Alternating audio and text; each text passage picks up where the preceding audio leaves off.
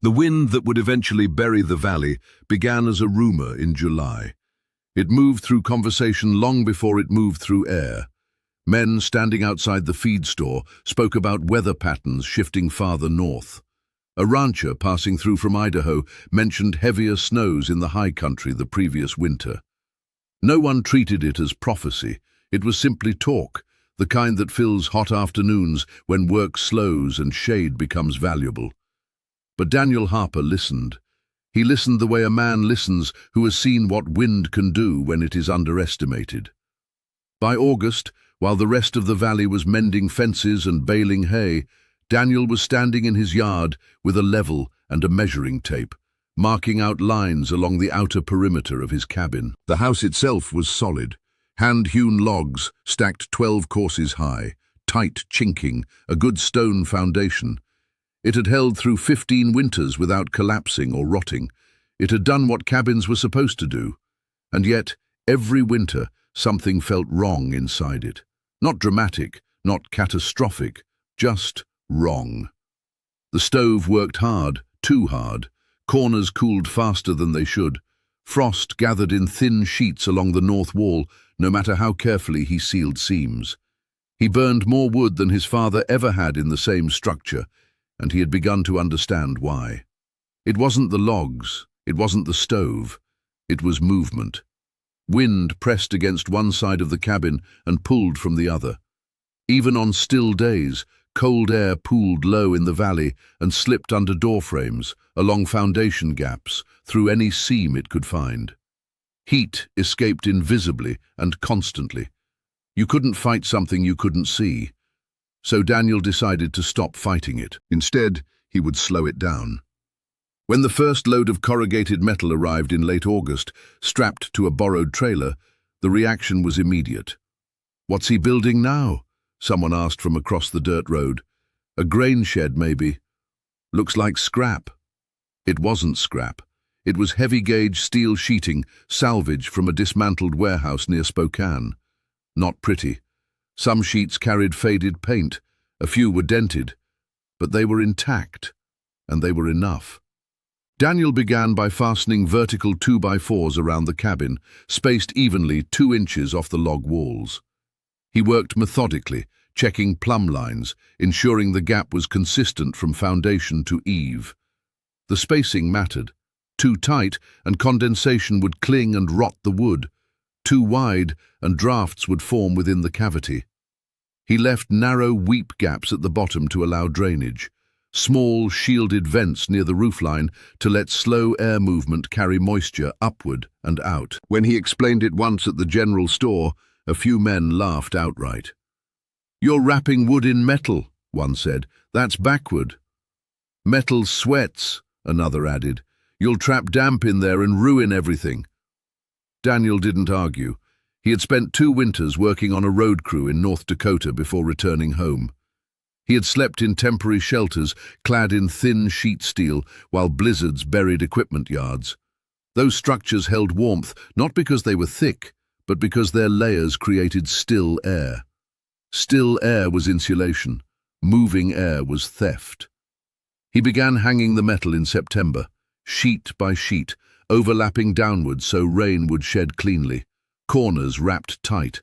Window trim extended carefully to prevent bridging. The cabin changed quickly. By early October, the warm brown logs were hidden behind dull grey panels. The house looked less like a homestead and more like a utility building dropped in the wrong place. Children stared openly as they passed. Old Mr. Kessler shook his head slowly one morning. "All summer," he said, leaning on the fence, "we build for beauty. You're building for a storm." Daniel nodded. "Storm's coming whether we build for it or not." His wife, Eleanor, watched quietly. She trusted him, but trust does not remove uncertainty.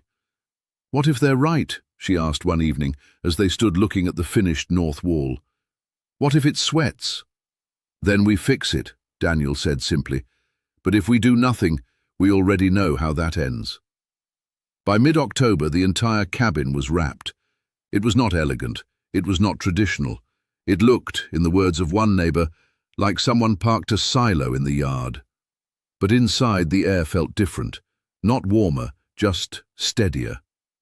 The first cold snap arrived in early November. Nothing extreme. 10 degrees overnight. A light crust of frost across fields. Daniel lit the stove and waited. He expected cold bleed through the interior logs. He expected damp in the gap. He expected some sign that the critics were right. Instead, the warmth lingered. The stove did not need to roar. The floorboards near the north wall did not bite at bare feet. The interior logs felt cool but not icy. Eleanor pressed her palm against the wall the next morning and smiled faintly. "It's holding," she said. Daniel nodded. He kept careful notes. Wood burned, temperature inside, temperature outside. He compared usage to the previous winter. By mid-December, the difference was clear. He was burning less. Not drastically yet, but measurably. Neighbors continued with their usual routines. Wood stacked high under extended eaves, doors opening directly to winter air, stoves fed constantly. They shook their heads at the metal skin, but let the subject drop. Until January. The blizzard that arrived that year did not announce itself with drama. It began with stillness. The sky turned pale and flat. Birds vanished from fences. The air felt thick, as if something heavy had settled over it. Then snow began, light at first, then harder, then sideways. By the second day, wind had joined it. Not gusts, force. Steady, grinding force that packed snow against every vertical surface in the valley. Cabins took the hit broadside. Wind slammed into log walls, finding seams, forcing powder into chinks and corners. Snow piled against doors until hinges groaned. Men stepped outside and were pushed back by air alone. Inside those cabins, stoves burned furiously. Doors opened to retrieve wood. Each opening invited a blast of -20 air that stole heat faster than the stove could replace it. Snow pressed against wood piles stacked along cabin walls. Heat, leaking outward, melted inner layers, which froze again overnight into thick ice sheets binding logs together. Axes rang against frozen timber. Logs came loose, wet and useless. Smoke thickened in rooms already straining for warmth. Meanwhile, Daniel Harper stood inside his metal-wrapped cabin and listened to the wind hit steel. It sounded different. The metal rattled faintly under pressure, but the air inside did not shift violently. The 2-inch gap absorbed the worst of the wind's push. Air within the cavity moved slowly, not in rushing drafts. Snow struck the outer skin and slid down. It did not wedge directly into log seams. It did not pack into chinking. It did not create interior frost patterns overnight. The stove burned steady. He adjusted dampers calmly. By the third day of the storm, the valley was buried. Fences invisible, paths erased, woodpiles half frozen. And across the road, one cabin still held warmth without panic. All summer they had questioned his metal walls. Now they were watching them. Would you have wrapped your cabin when the sky was still blue, or would you have waited until the wind arrived to wish you had? Tell me what you think below. By the 4th day of the blizzard, the valley no longer looked like a place people lived. It looked abandoned. Snow had erased fences, swallowed haystacks, and rounded rooftops into soft white humps. Wind no longer howled in gusts. It pressed steadily, packing drifts higher and higher against anything that resisted it. Doors opened inward with difficulty. Doors that opened outward no longer opened at all. The first real panic did not come from cold. It came from wood. Every cabin in that valley depended on it. Heat, cooking, melted water, survival itself. And every cabin had stacked its wood the same way it always had, tight against the outer wall, under a slight overhang, trusting that proximity to warmth would keep it dry. But warmth was the problem. Heat leaking through log seams melted the thin layer of snow pressed against the inner row of logs during daylight. At night, when temperatures fell past 20 below and kept falling, that moisture froze solid. Logs fused together in thick crusts of ice. Men hacked and pried and cursed. They broke loose pieces where they could. They dragged frozen wood inside and fed it into stoves that sputtered and smoked while boiling water from the grain. The more they burned, the more they had to open doors. The more they opened doors, the more heat they lost. It was not dramatic, it was relentless. Across the road from Daniel Harper's metal-wrapped cabin, Thomas Kessler stood knee-deep in drifted snow, swinging an axe against a block of wood that might as well have been stone. The blade bounced. He adjusted his grip, swung again. The ice cracked, but the log beneath was soaked through. He knew before he carried it inside that it would hiss and waste half its heat drying itself. His wife called from the doorway. "Close it quick," she said. "It's like a freezer in here." Thomas glanced toward Daniel's place. Thin smoke rose from the chimney. Not frantic, not desperate, just steady. That afternoon he made the walk. It was not easy. Snow reached his thighs in places. Wind pushed against him sideways. He leaned forward with each step, eyes narrowed against fine crystals. Daniel saw him coming through the narrow gap between curtains. He did not open the main door first. He stepped into the small vestibule he had added the previous autumn, a simple, framed enclosure with two doors, one facing outside, one facing the kitchen. He closed the inner door behind him before opening the outer. Thomas stumbled inside and pulled the outer door shut, breath fogging hard. The difference hit him instantly. The vestibule was cold but not violent. The wind did not scream in his ears. Snow did not whip into his face. He stamped his boots and removed his hat. "Thought I'd see the circus up close," he muttered. Daniel opened the inner door. Warmth moved outward, controlled and calm. Thomas stepped inside and stopped. He had expected heat. He had not expected quiet.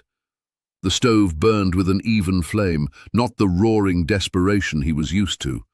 The air felt still. No draught tugged at his pant legs. No cold corner lurked in shadow. "How much you burning?" Thomas asked. "Less than last year," Daniel replied, "by a fair margin." Thomas frowned. "You're not getting frost in that gap?" "No." "You're not getting rot?" "No." Daniel lifted a small access panel near the base of the wall and shone a lantern inside the 2-inch cavity. The space was dry. The back of the metal showed a thin sheen of cold, but no water droplets clung. The log surface behind it remained clean. "Air moves slow," Daniel said. "Moisture rises and leaves through the vents." Thomas crouched and studied the opening. "It's just air," he muttered. "Exactly." Outside, wind slammed against the steel panels, producing a low, steady hum. Inside, nothing shifted. Thomas stayed an hour. He did not laugh once. By evening, word had spread that Daniel's cabin was holding heat better than any other in the valley. The next morning, Carl Jensen came. Carl had been one of the loudest critics in August. "Metal sweats," he had insisted. "You'll trap damp and ruin your logs." Now he stood in the vestibule, rubbing his gloved hands together. "Show me," he said simply. Daniel did. He explained the spacing again, the drainage at the base, the small vent gaps under the eaves shielded by angled trim. He spoke about airflow the way other men spoke about livestock. "Wind is the thief," he said, "not cold." Carl leaned against the kitchen table and listened. "My stove hasn't rested in 3 days," he admitted, "and I'm halfway through the stack I planned for February." Daniel nodded. "It's not just the stove," he said. "It's every time you open the door." Carl looked confused. "You open direct to the yard," Daniel continued. "All that cold air rushes in. Stove has to recover. You burn more to replace what you lost." Carl stared at the vestibule door. "So that box keeps it from rushing?" "It slows it." Slow. That word mattered. Winter was not defeated by force. It was negotiated by slowing loss. By the 6th day of the storm, more men had walked through Daniel's vestibule than had spoken to him all summer. They ran gloved hands along the metal skin. They inspected the bottom weep gaps. They craned their necks to see the vent openings tucked beneath the roofline. Some still doubted. "You'll bake come July," one said. Daniel shrugged. "Then I'll adjust." But none could deny what they felt standing in his kitchen. The storm raged outside. Inside, warmth held. On the seventh night, the blizzard intensified one final time. Wind roared across open ground and slammed against cabins broadside. Snow lifted from drifts and swirled back into the air, reducing visibility to nothing. Pressure differences forced air through cracks in log walls, creating eerie whistles inside older cabins. In several homes, chimneys struggled to draft against the crosswind. Smoke backed into rooms. Families huddled lower, closer to floors where air remained clearer. Daniel stepped outside only once that night. He closed the inner vestibule door behind him, opened the outer door briefly, and cleared snow from the threshold. The metal walls bore the brunt of the wind. The steel flexed slightly, rattling but holding. Snow slid downward rather than packing into seams. He shut the door and returned inside. The stove burned calmly. He let it drop to coals and watched temperature hold. Across the valley, stoves glowed red as men pushed them harder than intended. Wood vanished, strength drained. By the time the storm finally began to ease on the 9th morning, the valley was exhausted. Snow lay deep and hard. Woodpiles were diminished. Faces looked older than they had 2 weeks earlier. Daniel stepped outside and surveyed the damage. His metal walls were dusted with snow, but intact. No bowing, no visible frost build-up. The weep gaps at the base had done their work. No standing water inside the cavity. Across the road, Thomas's woodpile looked half gone. Thomas met Daniel's gaze from a distance. He did not smile. He did not mock. He simply nodded once. That afternoon, 3 men arrived not to question, but to measure. "How far off the logs?" Carl asked again. 2 inches, Daniel replied. "Even all around?" "Even. What about corners?" "Wrapped tight, no gaps." They took notes. Actual notes. By the end of the week, 2 cabins began partial wraps on their north and west walls, using salvaged tin and leftover roofing sheets. They did not aim for beauty, they aimed for reduction. When the next cold snap arrived, not as fierce as the blizzard but sharp enough, those partially wrapped cabins felt different. Stoves burned slower, north walls remained dry, wood consumption dipped slightly. Not dramatic, but measurable, and measurable was enough. All summer they had questioned his metal walls. Now they were copying them. Would you have trusted a lesson learned elsewhere when your neighbors doubted it? Or would you have waited for the storm to force your hand? Tell me what you think below. When the sky cleared, it did not feel like victory. It felt like inventory. Men walked the length of their woodpiles and counted what remained. They ran gloved hands over stacked logs and calculated weeks instead of months. The storm had lasted 9 days. Winter still had nearly 10 weeks left. That realization settled heavier than the snow. Across the valley, cabins looked tired. Chimneys were blackened from overfiring. Doors creaked from constant opening and closing. Paths carved through drifts had hardened into narrow corridors of packed ice. Daniel Harper stood beside his shed one morning and counted his own stack. He had burned less than half of what he normally would have by that point in January. Not because the winter had been kind, because loss had been controlled. Thomas Kessler crossed the road that afternoon without knocking. He stood beside Daniel's woodpile and studied it openly. "You've got March in that stack," Thomas said. "And April," Daniel replied. Thomas nodded slowly. "I've got maybe 5 weeks," he admitted. "Maybe." There was no shame in his voice now, only calculation. "I'll help you frame it," Daniel said. Thomas looked up. "You would?" "Better to build now than split until your back gives out." By the end of that week, Thomas had vertical boards standing 2 inches off his north wall. They worked in frozen ground, driving nails into wood stiff as iron. They left weep gaps along the base and small shielded openings under the eaves. They did not wrap the whole cabin, just the side that took the wind. When the next cold front moved in late January, the difference was immediate. Thomas noticed it first at night. The stove did not roar as often. The north corner did not collect frost crystals by dawn. He still burned wood, but not in desperation.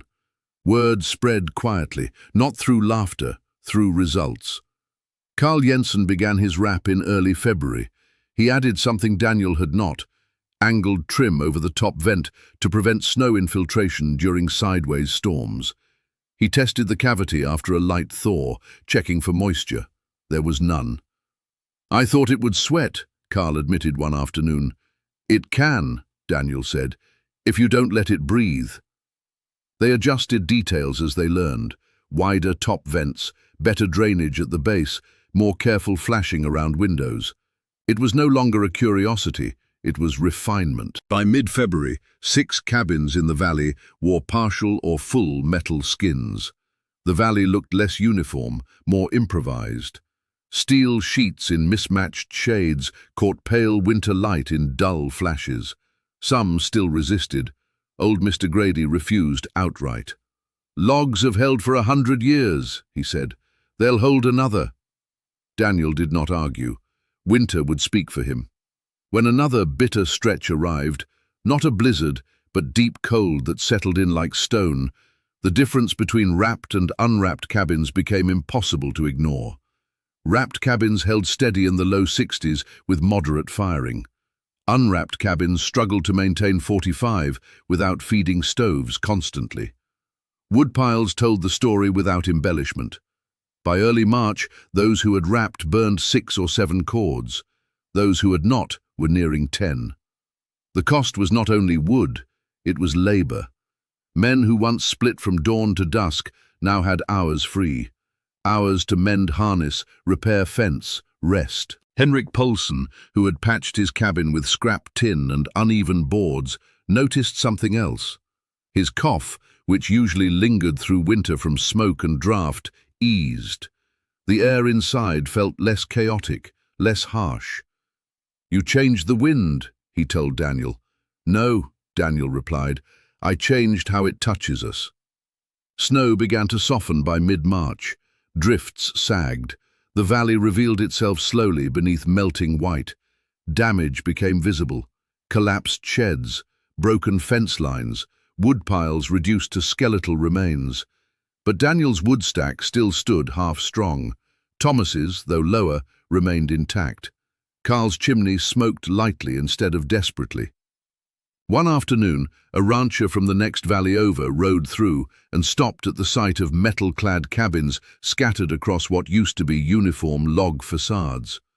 "What happened here?" he asked. "Winter," Carl replied simply. The rancher dismounted and ran a hand along the steel wall. "Looks like a grain elevator." "Feels like a house," Thomas answered. They explained the gap, the vents, the drainage, the principle. Still air holds warmth. Moving air steals it. The rancher listened carefully. By the time he rode away, he was measuring in his head. Spring did not arrive suddenly. It leaked in. Snow receded from fence posts. Mud replaced ice. But something had shifted permanently in the valley. It was not just that metal walls had proven effective. It was that assumption had been tested, and assumption had lost. Men who had trusted tradition without question now adjusted without embarrassment. They spoke openly about cord counts, about vent sizes, about airflow patterns. It was not pride anymore, it was learning. Daniel stood in his yard one evening in late March and looked at his cabin. The steel skin bore scratches and dents from wind-driven debris. It was not pretty, but it had worked. Eleanor stepped beside him. "They won't question it next summer," she said. Daniel shook his head slightly. "They should," he replied. "Every idea needs questioning." She smiled. "And every storm needs preparing." By April, 3 more cabins had begun wraps in anticipation of the next winter. Not because the sky threatened, because memory did. The blizzard had not been the worst winter in valley history, but it had been the one that changed habits. All summer they had questioned his metal walls. Now they were asking about vent spacing. Would you have waited until wood ran low to reconsider? Or would you have measured when the sun was still warm? Tell me what you think below. By the time the valley turned green again, no one laughed at metal. Spring did what it always did. It softened the fields first, then the riverbanks, then the high ground. Snow retreated into shaded corners, fence lines reappeared. The world looked almost innocent again, as if it had never pressed men to their limits. But memory lingered longer than frost. Woodpiles told the truth. Some were nearly gone, reduced to scattered stacks and splintered leftovers. Those families would spend early summer cutting what they should have been cutting in autumn. Others, wrapped in steel and separated from wind, still had cords standing, not untouched, but intact. That difference shaped behavior more than any argument ever had. At the feed store in May, the conversation shifted from weather to planning. "How far off the logs did you frame?" one man asked. 2 inches, Carl replied, "consistent all the way up." "What about rot?" "Dry as a bone," Thomas said, "left room to breathe." No one rolled their eyes, no one smirked. The valley did not become obsessed with metal, it became attentive to air. That was the change. Men began noticing wind differently. They watched how it moved across open ground, how it hit the north faces of cabins harder than the south, how it curled around corners and drove snow into the same cracks every year. They had always seen it. Now they respected it. Daniel did not build anything new that summer. He repaired small dents in the steel skin and adjusted 2 vent shields that had rattled loose. He widened one drainage gap slightly after noticing how meltwater tracked during thaw. Refinement, not reinvention. Across the road, Thomas completed the wrap on his east wall. Carl added a small covered porch to act as a buffer before his main door, slowing that violent rush of cold air each time someone stepped outside. It wasn't about copying, it was about adaptation. By late August, nearly half the valley wore some version of an outer skin: steel, tin, even salvaged aluminum from old farm structures. Some were full wraps, others were partial, focused on prevailing wind sides. They did not look elegant, but they looked intentional. And when September cooled into October again, something was different. No one waited for the first frost to panic. Wood was stacked away from direct wall contact. Vent gaps were checked, frames were tightened, storm doors were adjusted. They had learned that preparation in calm weather felt foolish only until calm ended. The next winter arrived quietly. No historic blizzard, no record-breaking cold, just steady, ordinary winter. And yet the valley felt transformed. Cabins held warmth more easily, chimneys smoked less aggressively, axes rang at dawn, but not endlessly. Men did not burn furniture, children did not sleep in coats. It was not dramatic, it was stable. Old Mr. Grady, who had refused to wrap the previous year, finally added metal to his north wall in late summer. He did it without ceremony. "I'm not too old to adjust," he said when asked. That mattered more than pride. By February of the second year, cord counts told the full story. Those who had wrapped burned 6 or 7 cords. Those who had not wrapped the first year and did so the second saw similar numbers. The math was undeniable. Wind had been the thief, steel had been the guard. But the real lesson was not about metal, it was about humility, about listening when evidence contradicted comfort. Daniel stood one evening in midwinter, leaning against the dull grey wall of his cabin, listening to wind move over its curved seams. It no longer felt like a gamble, it felt like alignment. Eleanor joined him. "They'll never call it ugly again," she said. Daniel smiled faintly. "They might," he replied, "but they'll build it anyway." Across the valley, steel glinted in pale moonlight where logs once stood bare. It wasn't tradition that had failed, it was assumption. Logs still mattered, stoves still burned. But now wind met resistance before it reached warmth. All summer they had questioned his metal walls. When the blizzard arrived, the questions stopped. And by the time spring returned, no one asked whether it had been worth it. They asked how they had ever done without it. So here's the question. When the weather is calm and the sky is clear, Do you build for comfort, or do you build for the storm you can't yet see? Let me know what you think. Thank you for watching this video. Click here to watch another video that might interest you.